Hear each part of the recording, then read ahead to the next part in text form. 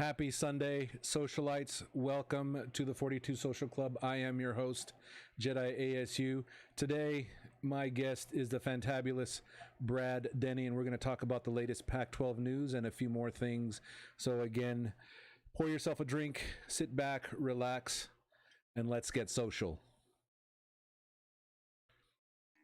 Welcome back to the show, good sir. Brad, thank you so much for making time for us on this day of rest, a Sunday, and Happy getting to, some time. I'm at your beck and call forever. Then I don't know. Then I'll have you on every week. No, I'm just kidding. Thanks again. Hopefully you're drinking. Like I said, I am just drinking a tonic water today. What do you happen to be drinking this fine Sunday? Just a Modelo, nothing, great. Oh, but if you'll recognize the awesome pint glass in which I'm drinking out of. That's courtesy of one Mr. Jetta ASU. It's the Denny Brewing Company, if I remember correctly, established It is in 15, if I remember correctly. officially, yes. That's right, established then. So that's outstanding. So again, appreciate it. It's been quite the busy day, especially since we've been hearing some kind of, we'll jump right on into it. I know I got a bajillion questions for you, but the first one obviously want to talk about is the Pac-12 shutting down non-con, the non-con schedule. That is 3 games that, obviously UNLV would have been fun to have seen, but also with NAU. What have you heard? What's the latest? What are you hearing out there based on everything else that beyond the Twitter sphere or even on the Twitter sphere? What are you hearing as well? Well, I mean, obviously there was obviously a sense of disappointment, but I think also just a sense of inevitability. At this point they're just doing whatever they can to have a season. Obviously at this point we've heard ad nauseum how critical it is for a lot of these institutions, especially the smaller schools around, to have a season. Um, it's fine for now, it buys them some time, but now just wondering, and I'd say probably the betting favorite is that there would be no season at this point. Just the way things continue to trend, you would hope that when this all started in the early spring, that people were thinking, we have months and months to get everything in order to get this thing under control. And unfortunately, especially here in Arizona, opened up way too early, opened things back up, and when you'd like to have faith in people, but you just say, hey, everybody, be responsible, do the right thing. Understand the short-term inconvenience for the greater good. That's all obviously missed, and now obviously we're in a real tight spot right now. So right now, you're looking at just the conference schedule. So if we're just taking things as currently stated in the Pac-12 statement, we left that kind of open-ended in terms of what the schedule will look like in terms of just the removal of the non-con. You're looking at football. You wonder if it's a 9-game schedule. The Big Ten thinking about a 10-game schedule. If you look at uniformity, if you're looking for 10, that'll require some adjustment there. There's also the possibility of a round robin 11 team. Everybody, so maybe that way you can have that quote unquote true conference champion. But I think at this point, playing more games, you're looking at maybe with the way things go, you get it down to just divisional play. You don't know. I mean, exactly. Are rapidly evolving. I mean, just look where we're at today compared to 1 month ago. And just a month before that, this thing changes so quickly in a span of a couple of weeks.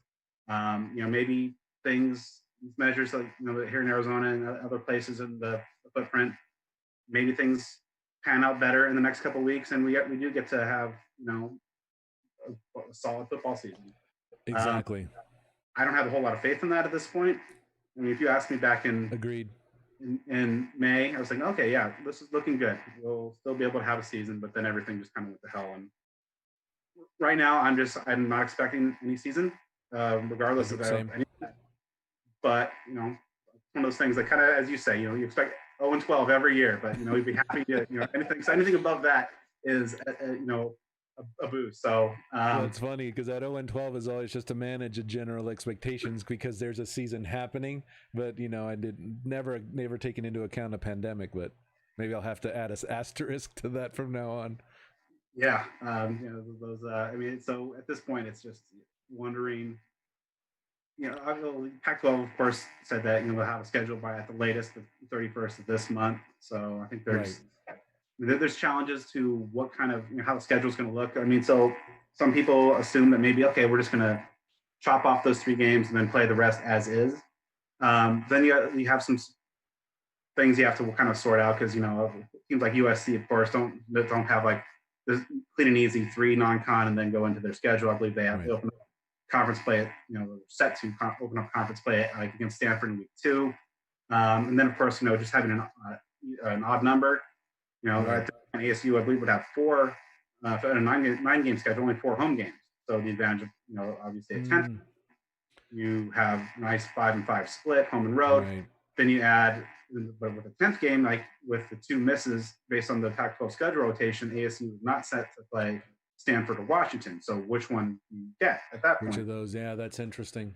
Yeah. Or in that case, do you maybe just keep the rotation intact, push it a year, and so just have the schedule makers do kind of maybe like a random redraw of just let the chips fall where they may. Okay. So I mean, there's a lot of scenarios on the table, and of course the 11-game round robin. Everybody plays everybody, but then of course you run into the odd number of home and away, competitive advantage, and also just the complication of another game.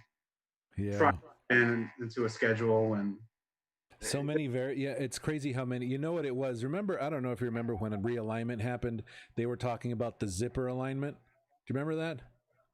Zipper, no.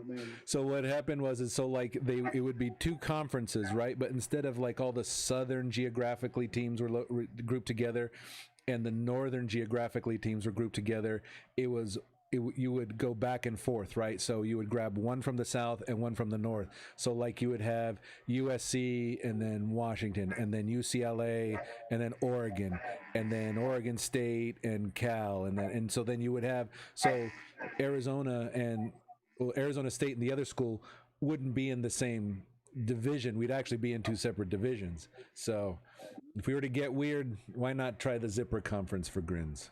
Yeah, or just like or go NBA lottery style and just ping pong ball it or something. Just let the chips fall where they may. I have long been maintaining that we should actually start playing the NFL draft, the NC2A playoff like the World Cup, where you got all the balls and you just go ahead and start playing for points. The big old World Cup type. Put them in group play. Play, score as many points as you can, and then relegate Arizona.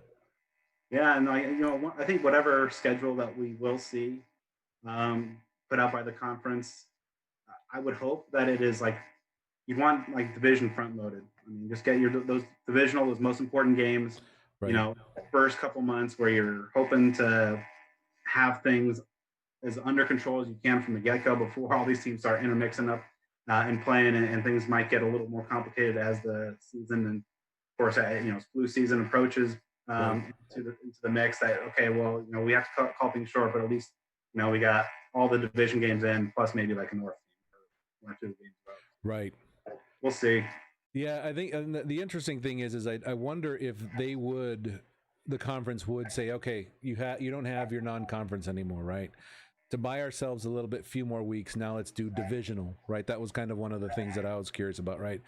Do divisional, so that gives you a few more weeks to see how it goes, and then this way you don't absolutely you can still hold out hope, right, for an actual series of games, but then at what point in time do you actually just call the ball and it's like, yeah, we're not doing anything again? Because I think like Rob Huang in the previous segment, he was saying there's so much money tied up that they're not even talking about divisional play. It's like, okay, if we can't have a regular season, then we're pushing it to spring, which I have all kinds of thoughts about that. I mean, I think we've talked about that as well, and I keep asking the same question: does that give players enough time to rest if they're playing a season in the spring?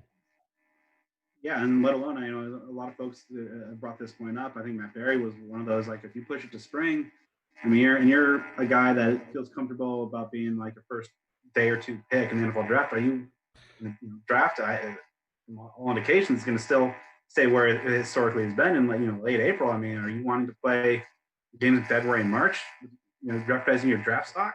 Right. I mean, certainly not. I mean, if you're like a Jack Jones or Chase Lucas or even a Shari Crosswell, maybe with an eye at the NFL, and would you want to play in the spring season?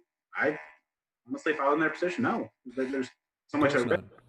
not. And so yeah, I mean, there's like no, there's no clean and easy solution. Every possible permutation of a solution, a contingency plan has its own set of pitfalls, and Right.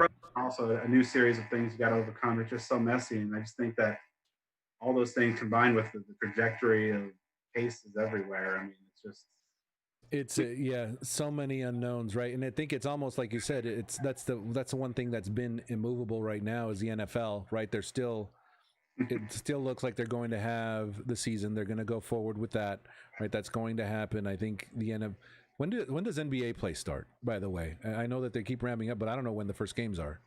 I think a couple of weeks. Supposed to be like kind of the end of So it the. is a couple weeks. Okay, They're already in the bubble, and there was some. I think there was like 3 teams, including I think maybe the Suns that like kind of suddenly canceled practice today. So I mean, I saw had that. follow up.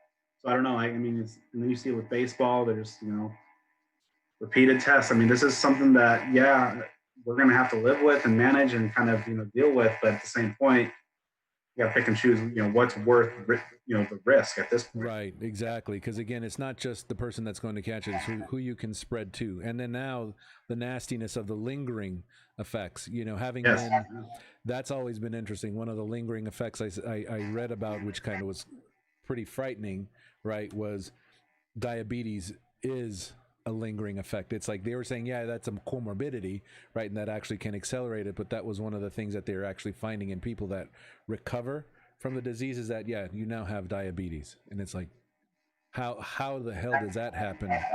But Yeah, anyway, you still see. It seems like there's like this pervasive attitude that oh, the low death rate, or people who say, oh, well, the younger people are surviving this at a clip. Of, yeah, you said like that almost entails kind of the black and white thinking of either you get it and you die, right, or you're fine. But there's a hell of a lot of gray area, and as scientists and researchers, continually learn more about this virus as it goes. Like they learn more stuff, and those lingering effects. That okay, yeah, maybe you do get healthy in a couple of weeks. Maybe it is a mild case. Maybe it lingers for 3 months, and you have your lungs ravaged from this point forward. Like there's just such a spectrum of what this disease does to all ages of people. exactly. It's scary. Who was the ASU player that just recovered? And I'm drawing a blank, but I read the article. From COVID? Yeah, Oh, was that Ryan Newsom? was it him that recovered from it? Because Yeah. he graduated, right? But he came ill right before all the NFL Combine stuff, correct? Yeah. I think Doug Howell had a good article on I wasn't sure if I'd be curious to see how if he's like, is there anything lingering, or does he have the ability to not breathe or whatever else it is that some people have? It sounds like he's recovered, but it still was dramatic. there's such a huge range of underlying effects of from asymptomatic to dead, and just like everything Exactly. in terms of just how long like you kick it and you're good, or you see those people that 4 months in the Right. hospital and still battling this thing. And you're still battling it. Exactly. And so now I know that. So Hode was on the Sun Devil Summit on Friday night, and he shared that the team was supposed to, ASU football was supposed to have a full team meeting on Saturday, right? So with that, my assumption is that all the players are in town, or did they cancel? Did they give them enough time to cancel in order to stay home for that? That I Last don't I know heard, what you've like the heard. final wave was supposed to get in here, so everybody was supposed to be uh, in Tempe, and it's kind of one of those things where at this point it's probably best and safest for the student athletes to be in one centralized controlled location rather than having them all across the country in various situations where the level of attention to safety might not be as what it is and as strict as it is on campus under the supervision of So, the. so you're thinking it's almost like the NBA bubble, right? Is again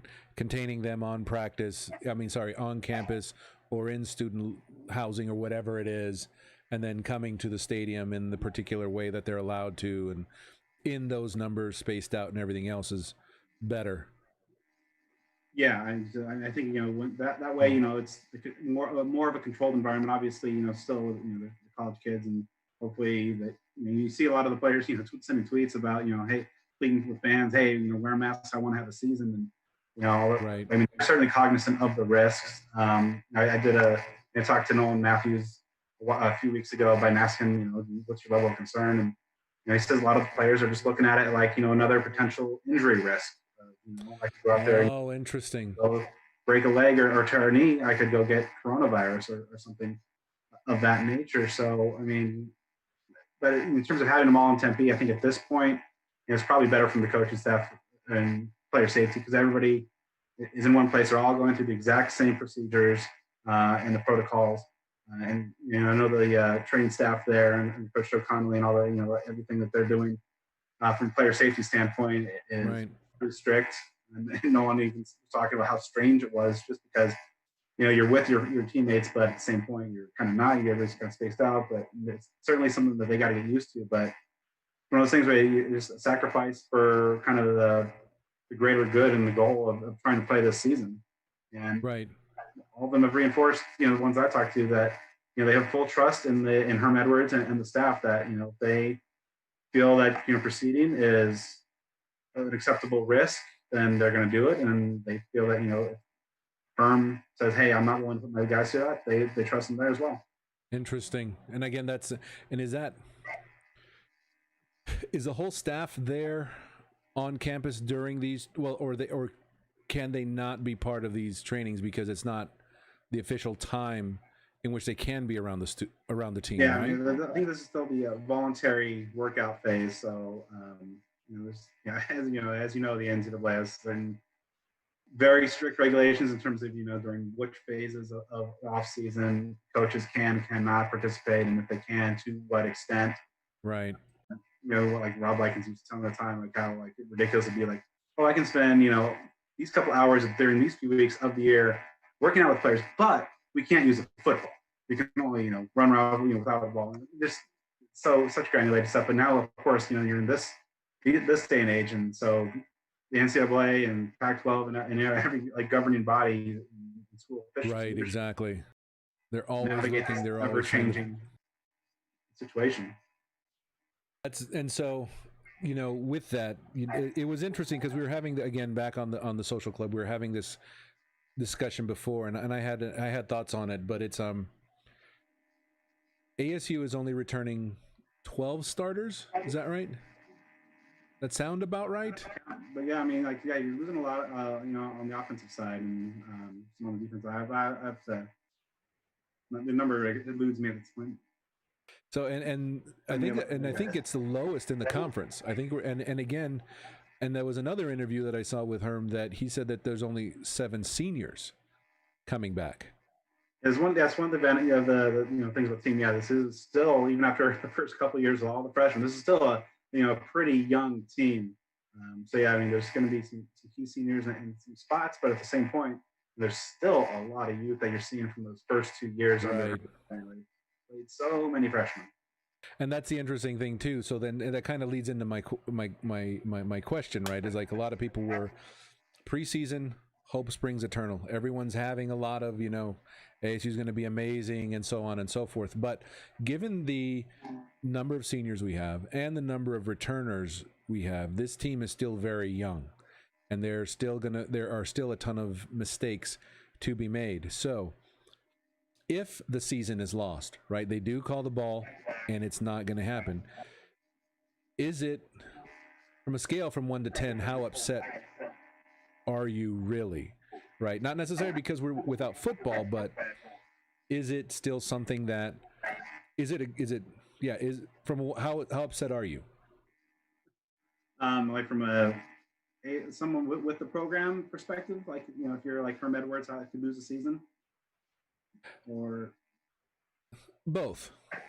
Okay, well, I think as a fan, but then also as from someone who's behind this.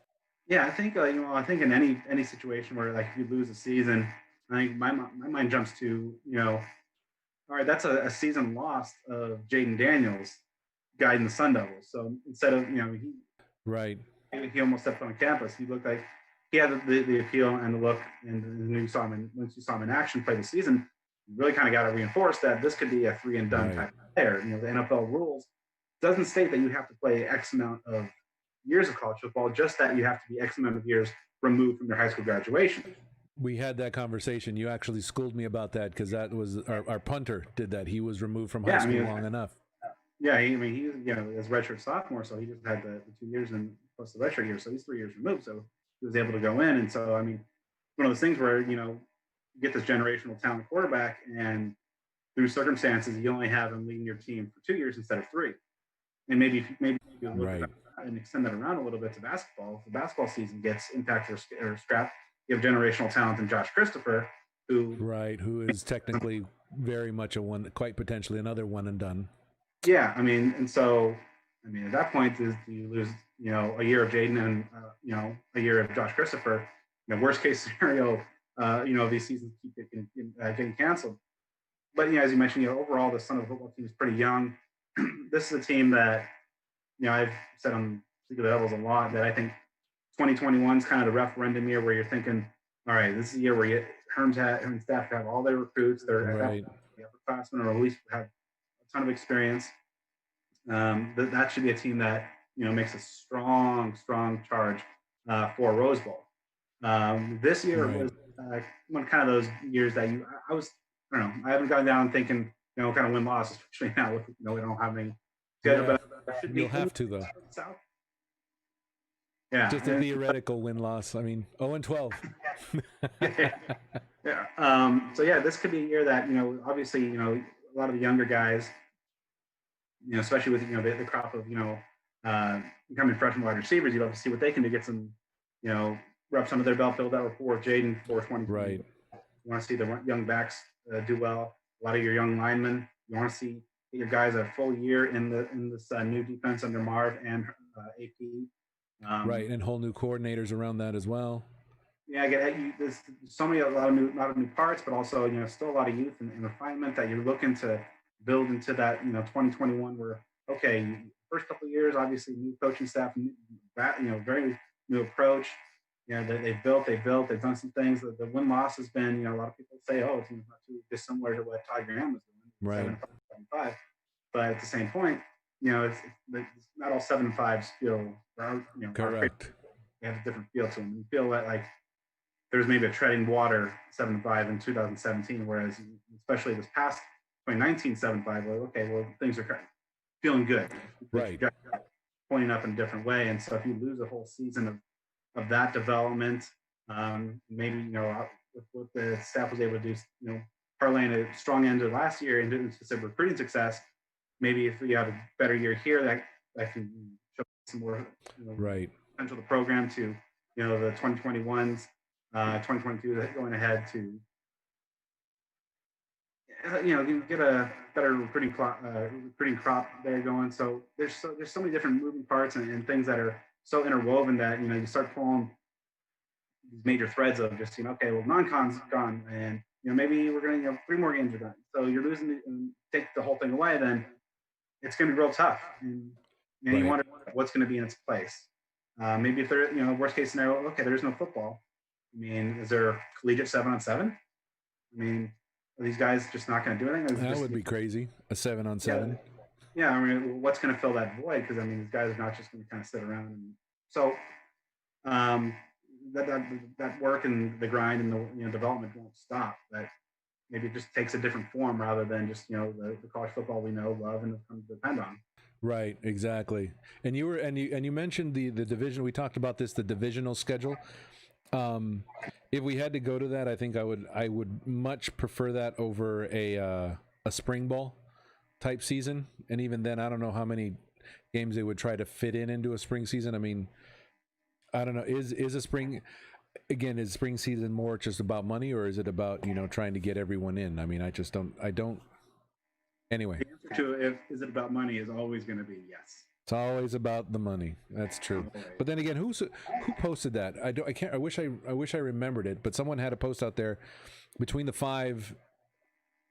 Power 5 schools. It was like $2.9 billion worth of revenue that stands to be lost just in football alone. I don't even know if that accounts like basketball money, which is even more of those are the top two. Those are the top two that are funding everything. And even now, which Power 5 schools are going to actually be able to survive, right? Based off a whole year, which is even scarier. Yeah, I mean, just the financial impact is going to be so far-reaching in years and years to recover from it. I mean, just look at kind of how when the Big Ten made their decision.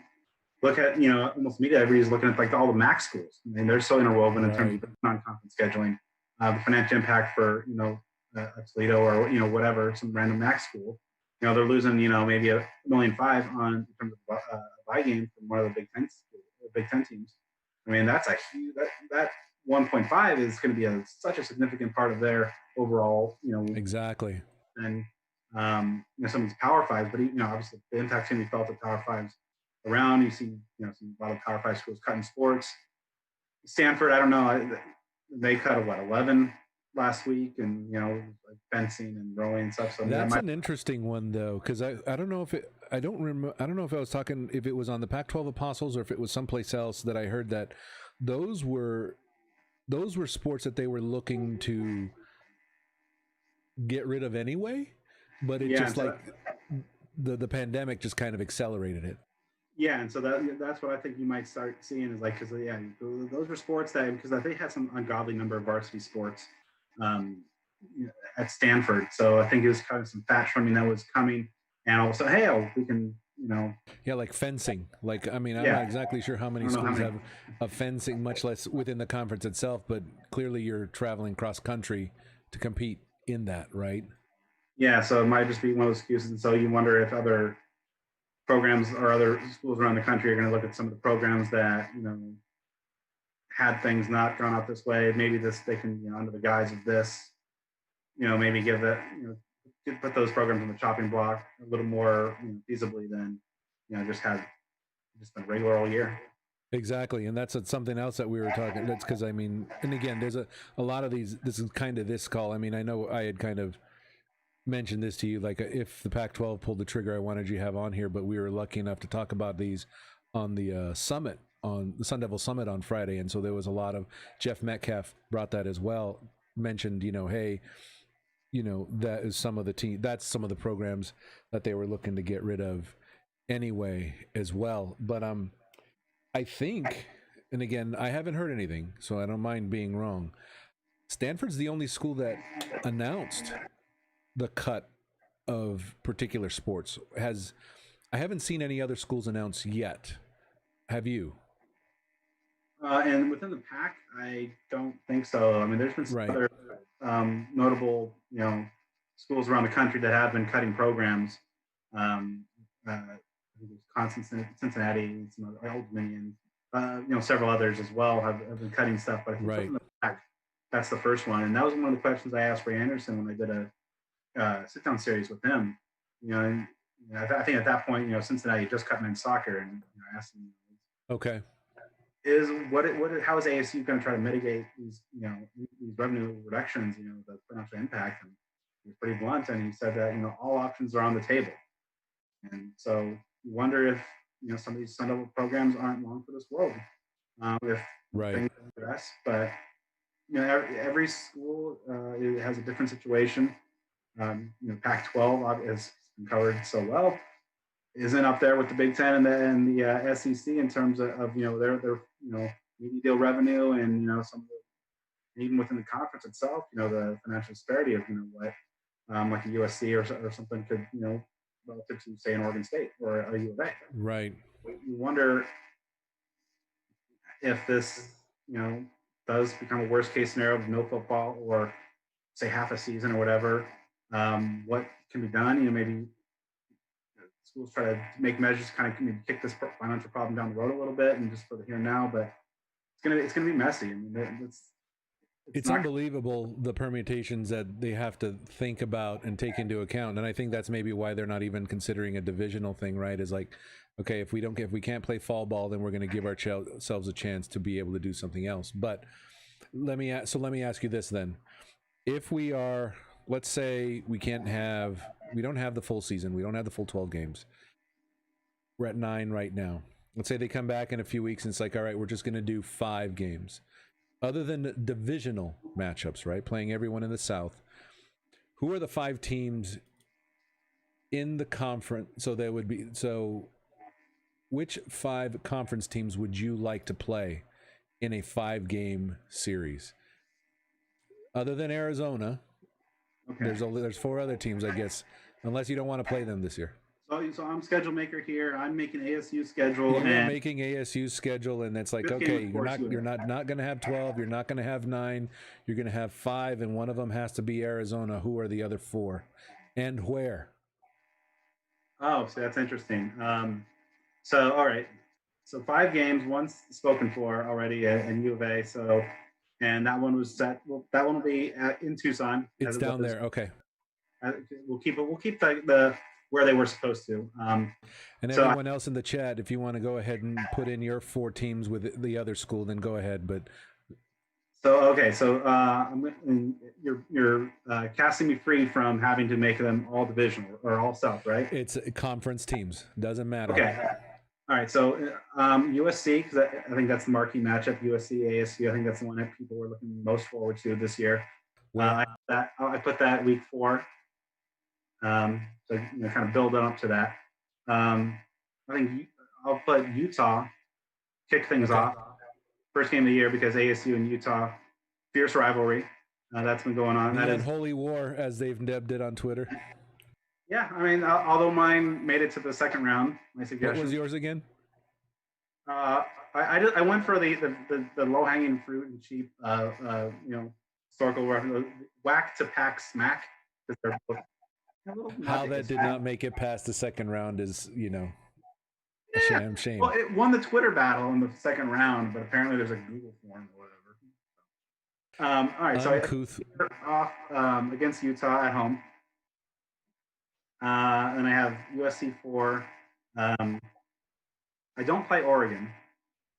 I guess, okay, hold on. In this scenario, are we talking about every team is playing 5, and then there's somehow going to be You have 5 teams to pick. Your last game is at U of A, so you have 4 teams in the entire conference to pick from. Is there a conference title game beyond that?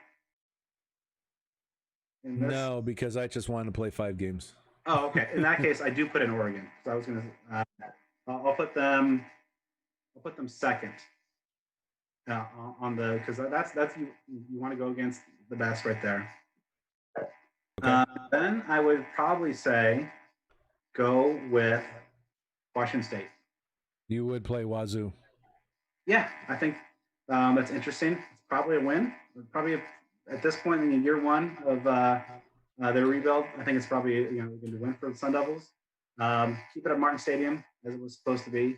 But I love Nick Rolovich. He's a great coach. I think he's going to build the Cougs into pretty. Rolo's going to be good. I'm excited for him. Yeah, so I'll go that. So open with Utah, then Oregon, Wazoo, USC, U of A. I like it. So you should be ASU. I think should be pretty solid favorites, and 1, 3, and 5, and then have some marquee showdown games in 2 and 4. And I like it, right? Because interesting, none of the Bay Area schools, so neither Cal nor Stanford. Not necessarily, not so much Stanford, but I think Cal's going to be actually rather entertaining this year.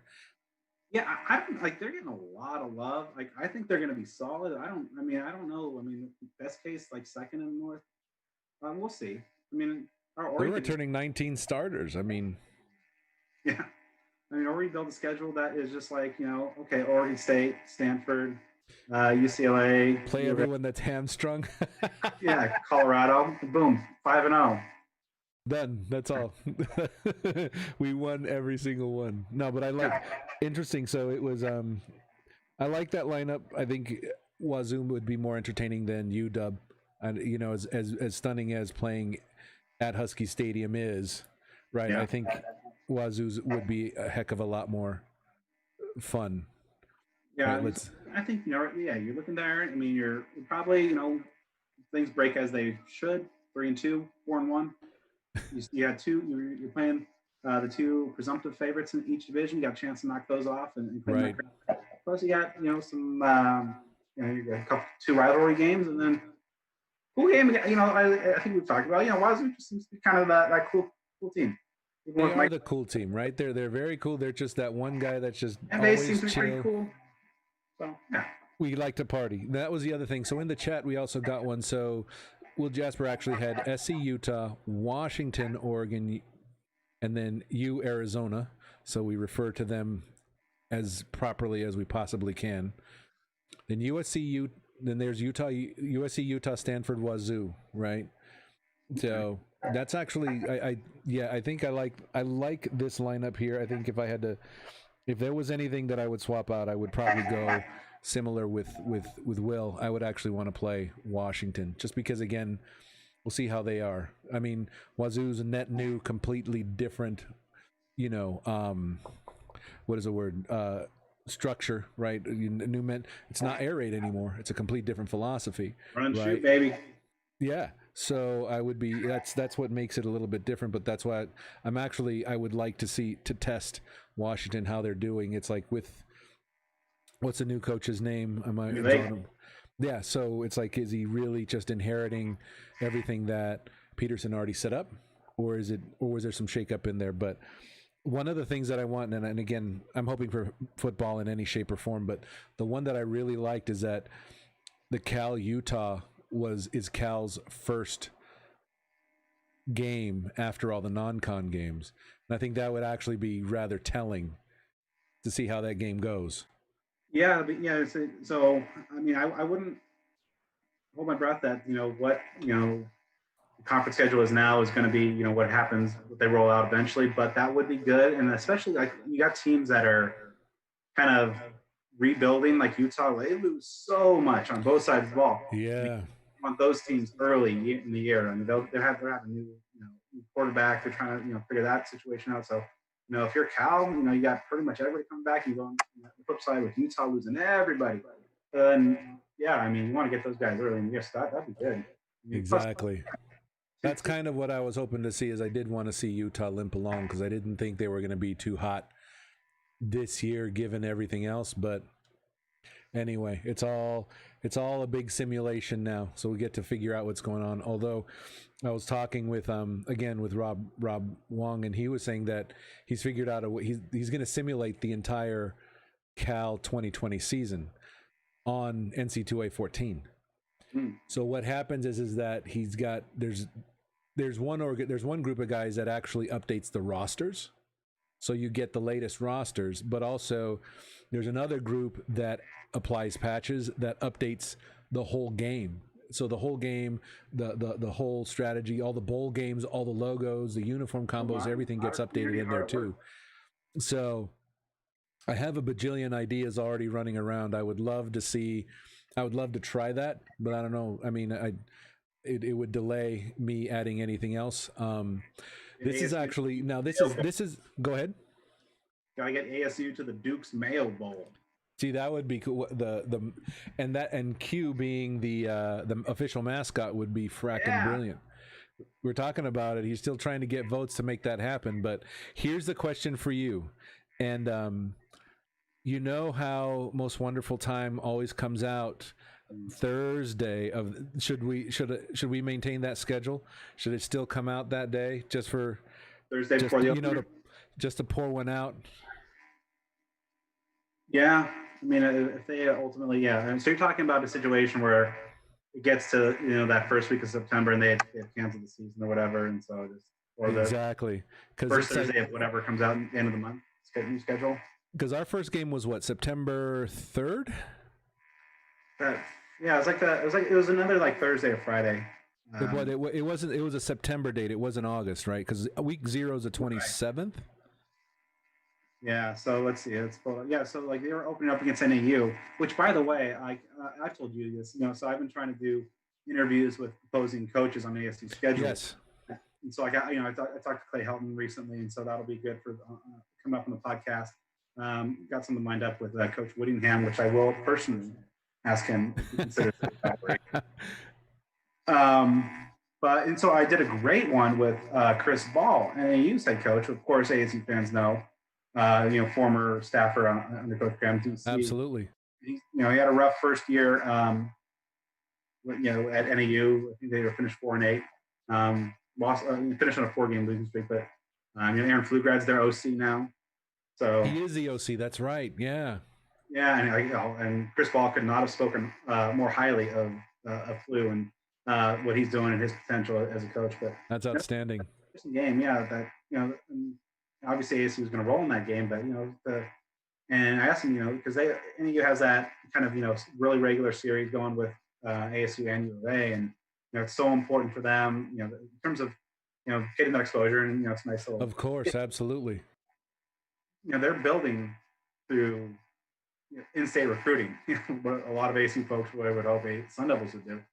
But NAU's the Cactus Jacks, and to have that. Oh yeah, I've seen that. And yeah, in-state games, almost like every other year. Some years they'll play here, then they'll play in Tucson. I think NAU, even though they're off their schedule next year, I think they're back in. They're the 2022 season opener. So it's a regular presence down in Arizona, right? Or Arizona. But yeah, it's a shame that they won't get that, yeah, because that's a great exposure. I always enjoy watching them. They always give us a heart attack for at least a quarter, right? But then the team's able to open it up. But yeah, they have a lot of potential. It seems like they're putting the right pieces together up there as well. Because oh God, what was his name? The previous coach. Jerome Sowers. Sowers, thank you, because I always loved his style, and he was always doing his best up there. And he took them to, didn't he take them to? I don't know if a playoff game, or did he do well one year? Yeah, I think they made some playoff runs under his. He was there for a long time. So yeah, they had some success, and the last couple of years they had that stud quarterback Case Cookus that they're having to replace this year, but right. Ridiculous numbers, and they had a lot of. They lose him, but they have a ton of. They had like 4 receivers coming back, returning had over 800 yards last year. So, that's the makings of a Flu, putting together a pretty good offense. Exactly. That's interesting too, the way you put it. It's kind of like it's almost like that New Mexico State game from a couple years ago, where they came in and they were just absolutely loaded, and ASU was able to pull out the win, but it was a harbinger of what we were going to face against it. That 6'6" wide receiver was brilliant, man. He had an amazing game. Yeah, but again, it was always back to it's like some crazy tall receiver just smoked the hell out of us every game. Yeah, and that was week 2, 2017. It's that Kobe Williams' second start. Bless his heart, Kobe Williams. Technically, so proficient, but like when you're 5'9", 5'8", 5'9". There's only so much you can do. Like that. He had a rough go, but Exactly. So no, that was. But then they ended up going to a bowl game for the first time in like 29 years or something ridiculous. And you're right, Paul. I believe I think it was 14-14 at the half, or 21-21 at the half. It was too close for comfort there. Well, Jasper saying that a great defensive with Cal versus Utah.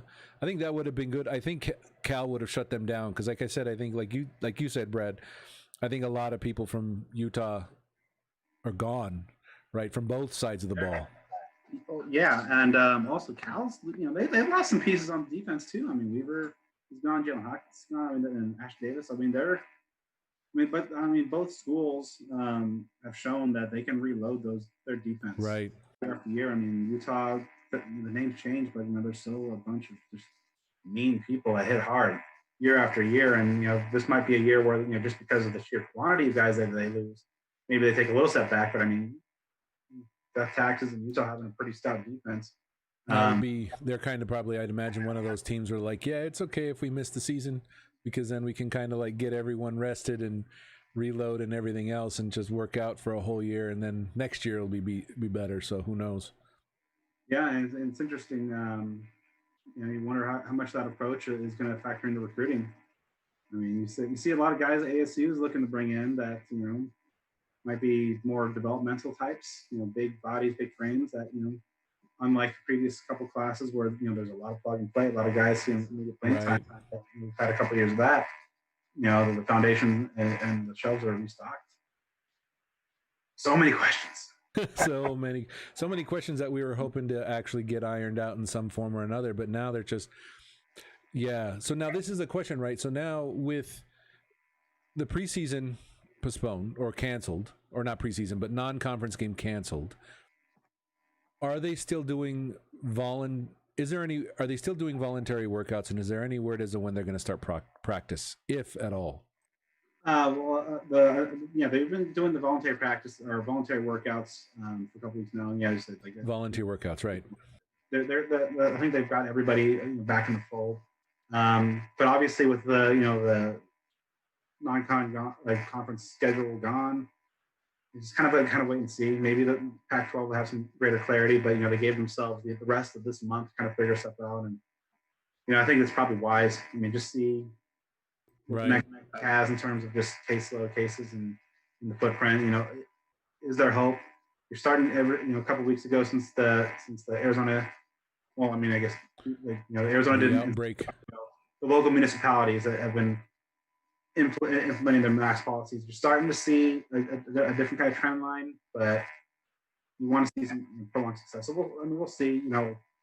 At this point, as long as you get something this month to hopefully prepare for. But the old timeline, I believe, what was it, July 27th or something, right? Where they were, then you could start like mandatory workouts and then get into August and then gives them the 6 weeks Herm Edwards wanted. Yeah, so now, I mean, that stuff's obviously out the window, and now you're going to kick that further a few weeks. And, maybe it's not just, those first designated 3 weeks of the season that were the non-con, and then you pick up from there. Maybe they give themselves a week or two after that, buy more time. Maybe you start middle of October. I mean, so typically, obviously, every season, most teams are wrapping them out by the end of November, and then you play in the first bowl week until those lowest tier bowls are until mid-December. So, and then like most of the better ones are near the end of the month.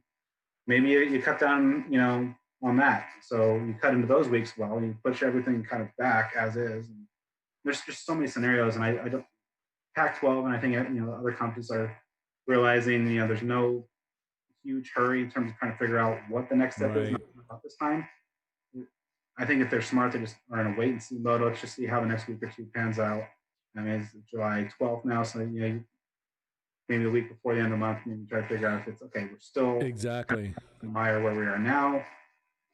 Maybe we start exploring, as you said, maybe a division only schedule or an 8-game schedule, whatever that the number is. Or if things start looking out or working in the right way, okay, maybe we start formulating and putting together ideas for a 10-week schedule with. And I think what's really going to be key here is maybe throw in 2 or 3 buys, or you structure in some stuff that you have some greater flexibility. Okay. In terms of okay, maybe Cal gets hammered, something happens at Cal, so all of a sudden you're left with a hole in the schedule. So okay, but now we can because of contingency scheduling, maybe we have the ability to push out your team waits a week, but then you get another opponent coming in. There's just so many variables, but we'll see what the end of the month holds. But could all be maybe people finally after 7 damn months start taking this thing seriously. Exactly. It would be and that's what it really comes down to, right? Go ahead and doing that. And that was actually a question in the chat, right? And I'll ask this one first. Games with or without fans, much less attending or even tailgating. That's just no. I was not expecting.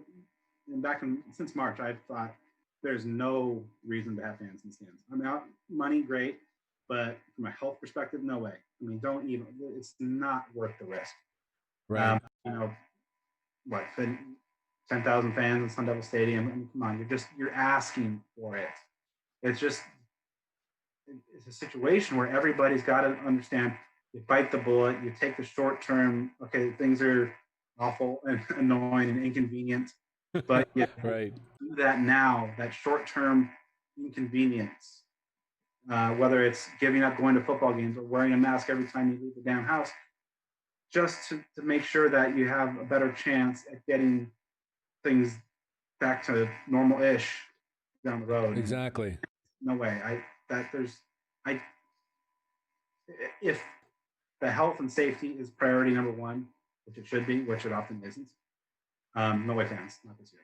Yeah, again, that's to your point, right? I think it's not going to happen at all. I mean, we see it within South Korea and even Taiwan, right? They're playing baseball. They're playing baseball, It's and weird how, like, and when a they're able country to do takes it. things seriously from the get go and does common sense stuff, and everybody buys into the greater good, it's amazing what happens. Yeah. Brilliant what everyone can do, and actually, Ralph shared that on his interview. If you just go ahead and act like just like in Finding Nemo, if we were all caught in the net, and if we just all swam down, then we could go ahead and break the arm and escape. Right? We would be able to do it all together. So that's the thing, right? And it's unfortunate that everyone hasn't been doing it. And I feel you, Paul. I see. I think a lot of us have been doing masks in the right way. It's just I don't think there has been enough of us. I shouldn't say Yeah. enough of us, enough people doing, because I don't want to call us, because I think a lot of us have been mindful about that. Yeah, I mean, no one wants to wear a mask. It's annoying, it's inconvenient, but you do it because, hey, it's you're helping the greater good, the collective good. You have empathy, you show concern, and you're doing your part to help us get past this time of Right. annoyance and fear and agitation and everything, to hopefully get us one day closer to getting back to where we can be, packed Sun Devil Stadium, folks out in the tailgating. I get to go back up in the press box and cover the game. Right. Absolutely. That normalcy that we all want, but we can't all get there unless we all do our part. Do it all at the same, absolutely, in the same way, in the same direction. It is infuriating, and that's where, and we are where we are, unfortunately, and that's what we're getting to. So, I mean, like, the virus is going to do its thing. Like, it's not, we're not just going to all of a sudden, because we all wear masks, it's not going away. But I mean, it's not about elimination at this point. It's about just mitigation. right, exactly. Doing And what that's we the thing can too. to. It's like, how much is going to be an acceptable loss now? Because I mean, it's we had a COVID scare in my house, right? Mrs. Jit ASU, the doctor was convinced that she was positive, but the test came back and it was negative, right? I have 3 cousins that actually tested positive, right? They're all in Arizona, so I'm like, they it's struck it never struck close to me in order for me to know that, look, I know I need to take this thing seriously, but I'm glad we were doing what we were doing. It's just, it's baffling that we're there, but I think it's going to take a lot more than just masks, and I don't know what it is. I mean, I don't know. It's just, at this point, it's the mitigation to, get the spread as low as possible. I mean, it's not obviously not going away. It's that whole, it's summer, it's going to be hot. It's 117 here today. The heat's not coming. It's not going. Was that the 117 was the mark today? I saw, I think like maybe 116, 117. Hot as hell. I haven't left the house all weekend, thank God. Yeah, I mean, just, people got to do their part. So at this point, we're just buying time to, whenever a vaccine comes around, or that herd, all that science stuff that's just over my head. But I know, I'm going to try to do my part, and Wes can try to do her part to, think about You're it. not going to attend the University of YouTube and prove all them scientists wrong? Yeah. I mean, that's a whole tangent. I mean, it comes down to just basic, I think, human decency. See the big damn picture. Just like, it's Agreed. doing it for your community.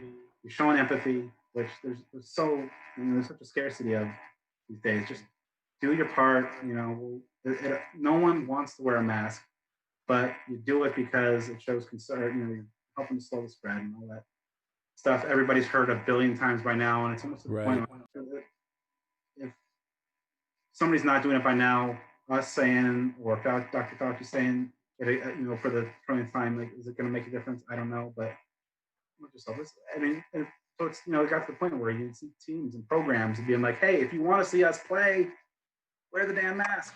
That was the whole thing too. What was that? Masks for fall? I mean, that chapped my ass a good bit, because I'm like, you should have been doing that in March. Why wasn't that coming out in March? But yeah, I mean, like, hey, if people not getting sick and dying, and you potentially spreading a deadly virus to your family members, even though if you don't care about what happens to you, or you think you're invincible, if all that wasn't enough of a deterrent or or an investment to take Right. these appropriate measures. Hey, well, how about no football? How about that prospect? Will that do something for you? And maybe I don't know. I I want it. am Barning Hard out. I am Barning Hard's a an Auburn fan, and he's like, you tell those SEC, you tell us SEC fans, and there's going to be so. How did he put it? There's going to be an SEC fan in his trailer. Is going to dig up the tub he was making meth in and find a cure for COVID-19 just to ensure there's football in the fall. I'm like, well, get on with it already, because they haven't said anything, but the SEC is heading the same direction as there, but. It Yeah, it was a funny reminds me of the spin. old Chris Rock stand-up bit where he's like, the if you want a cure for cancer, just infect the 7 biggest heads of pharmaceutical companies with cancer, and then obviously, a month later, you're going to have a whole bunch of cures. That is it. Until Love you it. get the right people, I guess, or enough people, with that common goal, with that Exactly. The unified front. to turn everybody to that way. Absolutely. Now, has there been anything that you've heard from ASU? Any press releases? Anything coming up?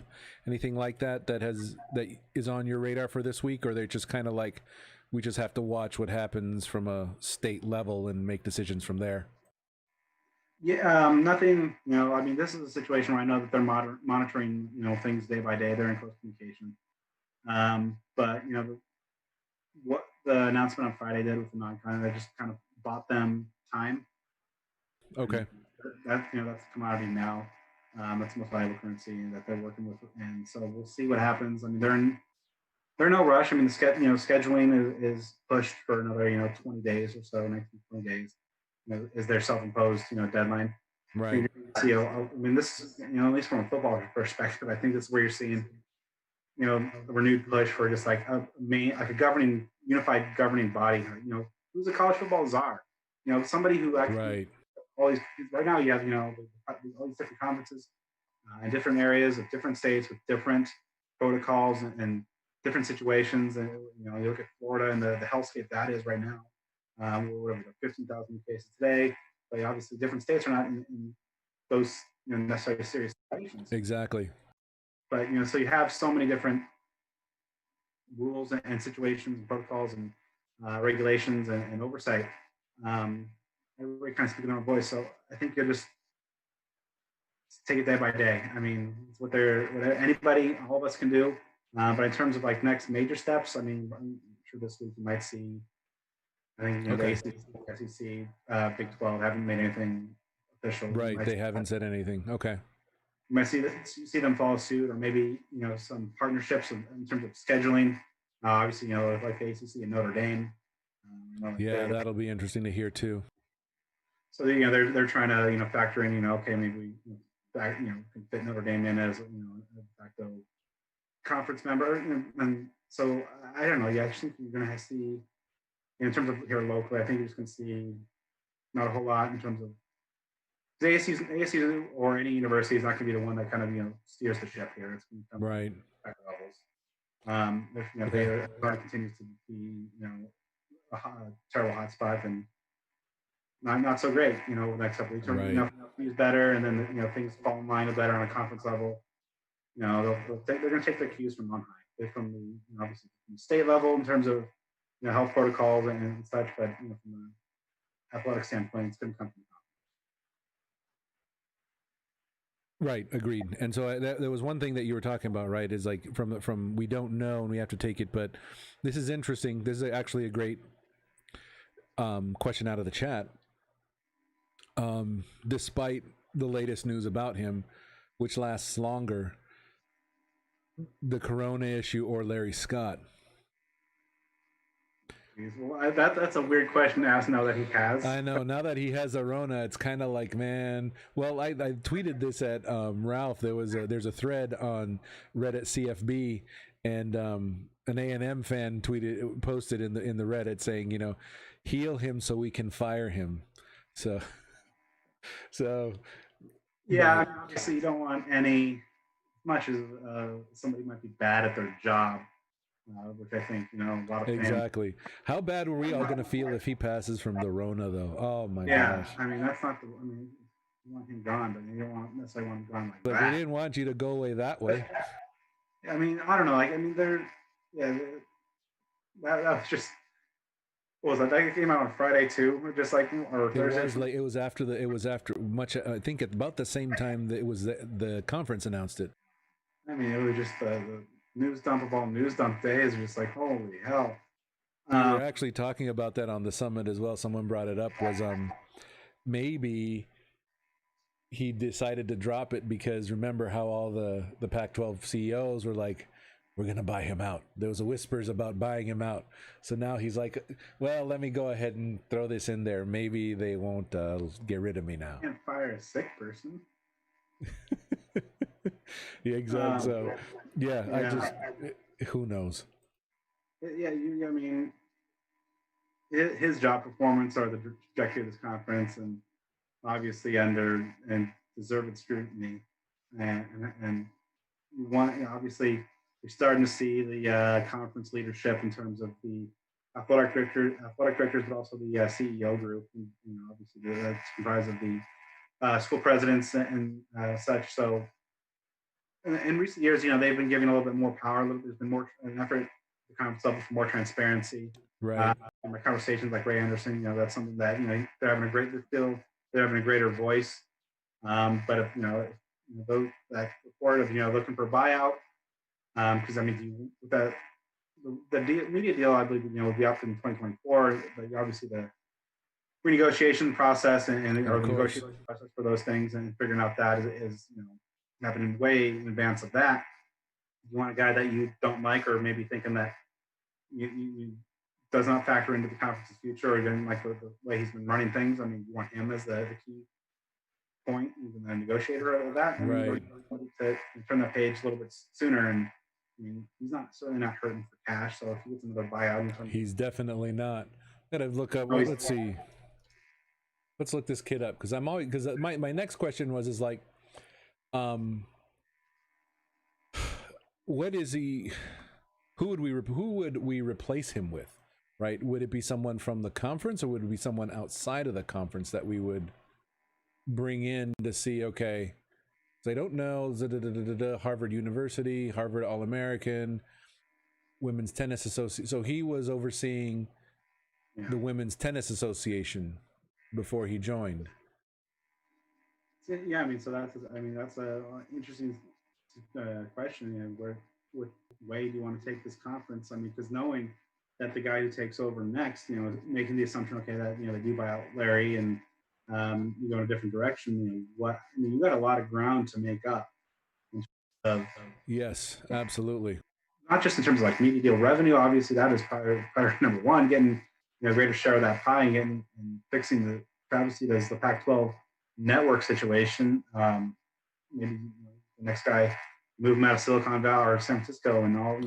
Get him way out of. I mean, I'd love to keep him here, but just from a pricing perspective, you can't.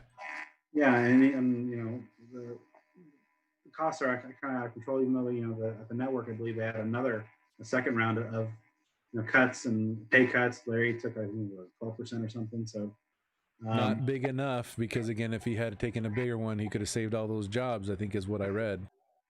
Yeah. So I mean, what's next? I mean, the next guy's plate is going to be pretty full, and with a great sense of urgency. Making that assumption, okay, that you bring him on maybe 3 years in advance of the next media deal. So he's got exactly figure out the revenue stream. You got to fix distribution. Like you could have a good product, and Pac-12 football is a pretty good product, and 18 million homes, I believe, is the footprint in terms of how yeah, it's something abysmal. I mean, yeah, so there's so many things you got to get to the ground running. So maybe it's somebody with like a media background rather than a sporting background, like how with Ray Anderson. He didn't necessarily have he's coming from the NFL, so he coming from right, but he knew background as well. He had all the contacts. Yeah, so who I wouldn't mind is the AD out at Bama, Greg Byrne. I wouldn't mind him being it. ASU grad, yeah. He's an ASU grad. Was the U Arizona AD for a little while there. Yeah. before he went to I mean, Bama. obviously so I would like to see that, this guy would have the business savvy to, in short order, or as the shortest order possible, Right. is ramped up to where you make the Pac-12 nationally relevant. And to do that, obviously, you need to, fill those coffers as much as you can. But Exactly. Not only being a salesman, but a fundraiser and negotiator and everything else, because it just doesn't feel like it doesn't. I think Larry Scott maybe knew what to do at the start, but he can't grow it. You need, like you said, to your point, you need someone that can grow it, or hire a bunch of people and surround yourself with people that can grow it. Because yeah, you see all those things about just, maybe there's an attitude thing with Larry of just like, I know what I'm doing. that I'm the guy. sounds familiar. Whereas, I think, good leaders from themselves with good, smart people. Absolutely. Absolutely. And yeah, so I don't know. So perhaps it's somebody that comes from the professional ranks, or from the maybe a TV or media side, that has that savvy to get Pac-12. Because you have a great product, but if no one sees it, then it's not going to be nationally relevant. Advertisers aren't going to want to pay for your product if nobody cares about it. Absolutely.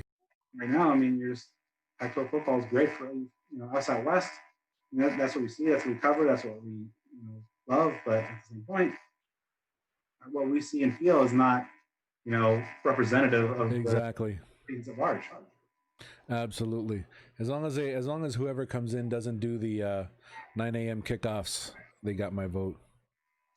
I mean, even that. I mean, you look at what was the Big Ten, Big Noon Saturday. I mean, they got that block that nice package with Fox. I mean, you got to be a little creative. I think maybe figure some stuff out to get your product as much in terms of in front of as many eyes as you can. Because I mean, there's that old thing of just a lot of ASU games are kicking off at 10:30 Eastern. And That's interesting. The 10:30 Eastern, that puts it, because I think the earliest game I've ever attended kicked off at 11, and that was against Wazoo. That's one that I remember. I don't know if we won or lost that one. It was but anyway. Yeah, so maybe you look at better game times and more attractive windows on Saturdays, and maybe get a little more creative in terms of your non-traditional day scheduling. I'm not talking necessarily go full action and have Pac-12 days or something like that, but yeah, not playing Tuesday, and that was my other thing too. Why? I mean, do you think Thursday, Friday night games really give us more eyes than just being on purely Saturdays? well, I know like the argument against like Fridays, and I think ASU's game against Oregon was right. was set for Friday this year. I mean, you have a lot of coaches that don't like that because that's just the high school football days, and they can't get out and right pay attention there. So then you're having you have a game on Friday, then ASU can't have a bunch of in-state have any recruits exactly. Thursdays, I mean, then you're going on against the NFL, which right. NFL is the ratings giant, the gold standard for American television. But I don't know, maybe try it. I mean, you try to expand that a little bit more beyond what you're already doing. ASU had 2 non-Saturday games this year. A couple of years ago, I think they had 4 or 5 non-Saturday games. Yeah, it was it was a mix between Thursdays and Fridays. I remember that. Yeah, like the first 2, it was like opener was on Thursday, then a Friday, then they had like another conference road Friday. I think that year was on a Friday. Yeah, we didn't play a Saturday game until like October or something crazy. I remember that. Yeah. But just from a conference perspective, I mean, you got to do what you can. You're having a hard time, getting ESPN and Fox to $30 for going up against 5 p.m. kickoff against the marquee East Coast game. Right. I think you got to open yourself up to doing whatever you can to maybe you do start 8 a.m. kickoff. That's 11 Eastern. Maybe. I don't know. Just spitballing. I just wanted somebody who exactly would be open to exploring every option, to listening to smart people who are subject matter experts, to fix a gaping problem, and not just be like, okay, well, our in-house network, we own all of it. Great, no one can see it. no one honestly cares about cross country meets on TV. Exactly. I mean, I understand you love your Olympic sports, but and they do deserve the attention. But I mean, they're The not 0.0 generating ratings that they bring in aren't helping. that's not generating any. And even then, if when you're watching a Pac-12 game, for those of you who do get the actual network, you actually there's a commercial break, and let's say there's 6 commercials. 4 of them are for the Pac-12 network themselves. There's like 2, maybe 1 that are actually outside advertisers, so it's actually kind of bogus. But I agree. Paul mentions in there Thursdays are tough, especially on the East Coast. I agree. I don't even remember when this whole let's play Thursday, Friday trend started. I don't even know how far back that goes. I'll probably have to look at some of the kickoff date and times on the ASU site to figure that out, because I don't remember any. I always remember it being on Saturdays. I don't remember being anything. I don't think it was until the mid 2000s that we started seeing Thursdays. That's about right. Yeah, I mean, maybe it's somebody like, all right, keep it on Saturdays, which would be great for over thousands of reasons. Everybody knows why Saturdays are great for college football, but what can you do within that framework to maximize the exposure of absolutely. And that's the thing too. If they would just have someone like, if you had not necessarily ESPN Plus, but if you're streaming a bunch of games freely like ESPN does, right, then a lot of people will watch it a hell of a lot more than just, okay, I'm on Fubo or whatever the hell else the other one is that has it. Sling? I don't know. Anyway. But yeah, it's always good. Yeah, I appreciate you. I'm sorry. No. You first. Go ahead. Well, I was saying, and then I think you're looking at this point now in the years to come that the streaming bubble is going to burst. I mean, you're looking at going back to maybe like a bundle, like a cable situation where, because everybody's putting out streaming services and everybody's chasing things and people having to make choice. Well, I'll have Netflix, HBO, and whatever, and trying to tie in live TV to all this stuff, and then it makes a lot of sense. Just have everything bundled like we did, with cable for all those decades. So it's a challenging landscape because you hear exactly the deal of Larry looking at maybe I'll do a deal with Apple TV, or maybe looking at Facebook or Amazon, or maybe some of these big companies are trying to get. Dang, if they were streaming on Facebook, man, I would be so bent.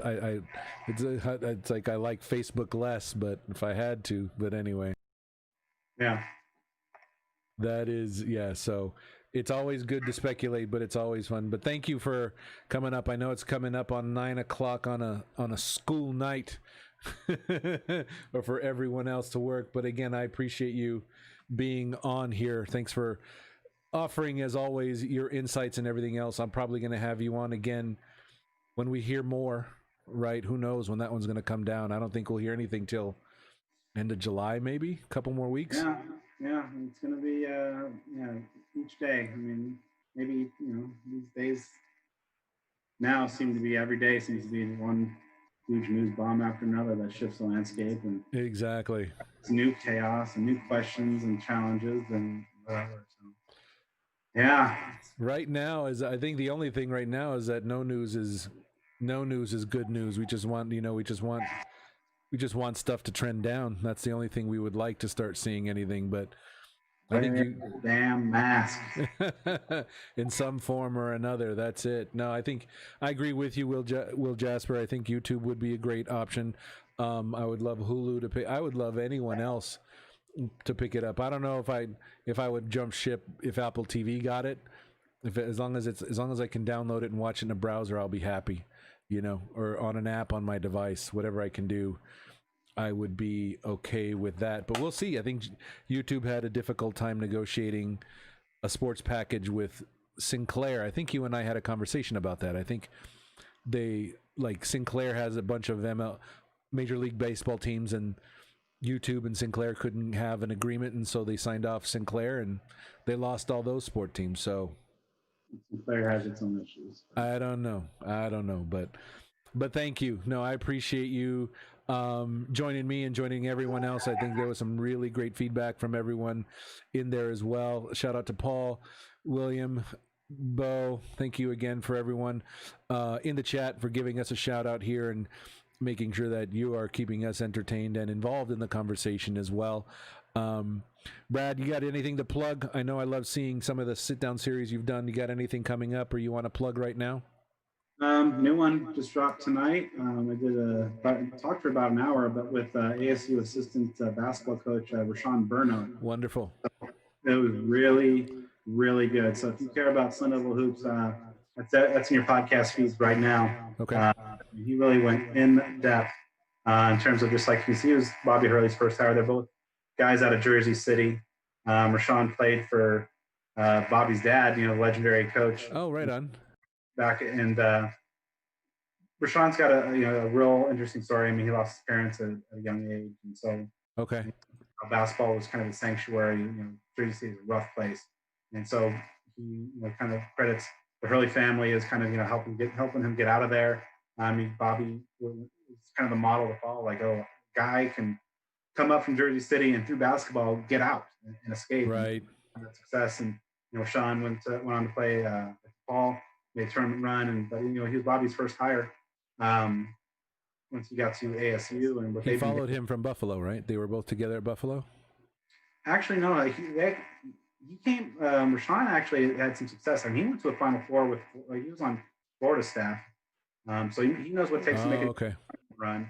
Then I think after he left Florida for Nebraska, he was there for a couple weeks or something, like real short period of time before leaving to join Bobby's staff.